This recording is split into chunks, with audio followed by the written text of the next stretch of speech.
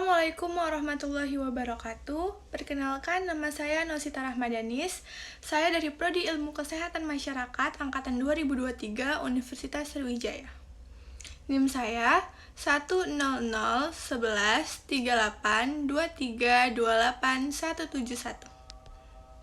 Baiklah, pada video kali ini saya akan menyampaikan rangkuman mengenai materi aktor kebijakan dalam mata kuliah dasar kebijakan kesehatan. Dari beberapa teori mengenai aktor kebijakan, saya dapat mengambil kesimpulan bahwa aktor kebijakan adalah seorang maupun sekelompok orang yang terlibat dalam penentu kebijakan, baik pada proses perumusan, implementasi, dan evaluasi kebijakan publik. Aktor kebijakan itu sendiri terbagi menjadi dua. Yang pertama, aktor kebijakan resmi atau pemerintah. Aktor kebijakan resmi adalah orang-orang yang memiliki kewenangan legal dalam perumusan kebijakan publik. Aktor kebijakan resmi terdiri dari legislatif, eksekutif, dan yudikatif. Yang kedua, aktor kebijakan tidak resmi atau non-pemerintah. Aktor kebijakan tidak resmi berasal dari luar lembaga pemerintah. Contohnya, kelompok kepentingan, partai politik, organisasi massa, warga negara, hingga individu. Dalam aktor kebijakan, pasti melibatkan masyarakat. Adapun beberapa fungsinya. Yang pertama, terbentuk kebijakan publik yang lebih baik.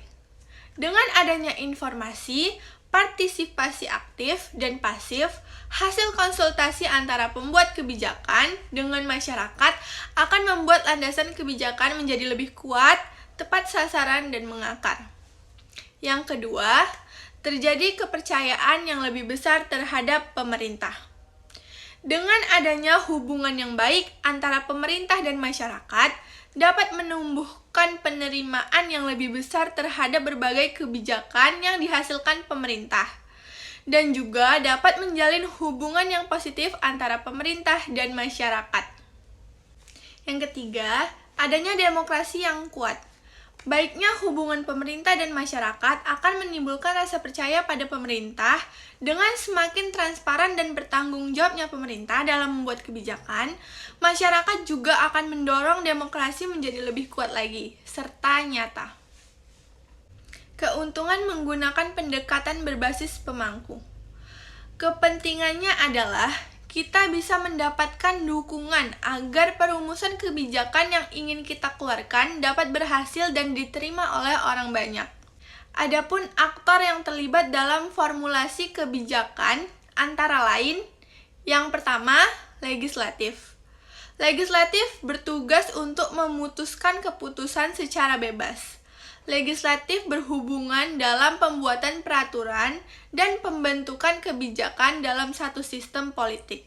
Contohnya, MPR, DPR, dan DPD. Yang kedua, eksekutif atau presiden. Keterlibatan presiden dalam pembuatan kebijakan dapat dilihat dalam komisi-komisi presidensial atau dalam rapat-rapat kabinet. Secara tidak langsung juga, presiden membentuk kelompok-kelompok atau komisi-komisi penasehat. Kemudian ada yudikatif. Lembaga yudikatif mempunyai kekuasaan yang cukup besar untuk mempengaruhi kebijakan publik melalui pengujian kembali suatu undang-undang atau peraturan. Adakah tindakan-tindakan yang diambil oleh eksekutif atau legislatif sesuai dengan konstitusi atau tidak? Contohnya adalah Mahkamah Agung. Kemudian ada instansi administrasi. Pada zaman sekarang, keberagaman mengenai teknis dan komplementasi masalah kebijakan pun bertambah, sehingga memungkinkan adanya penyerahan kekuasaan yang lebih luas secara formal pada instansi administrasi terkait. Hal inilah yang memberikan kesempatan yang lebih luas kepada instansi administrasi untuk menjadi aktor dalam kebijakan. Kemudian ada kelompok kepentingan. Kelompok kepentingan merupakan sumber utama pemerintah dalam memproses kebijakan publik. Mereka memberikan banyak informasi kepada pejabat publik. Dalam hal ini, mereka memberikan rasionalitas pembuatan kebijakan. Kemudian ada partai politik. Pada masyarakat pasca modern seperti saat ini, umumnya partai politik memerankan fungsinya sebagai kumpulan kepentingan, yaitu mereka berusaha untuk mengubah permintaan khusus dari kelompok kepentingan menjadi usulan kebijakan atau bahkan alternatif kebijakan. Kemudian, ada individu atau warga negara. Warga negara juga mempunyai peluang untuk berpartisipasi secara langsung dalam pembuatan kebijakan.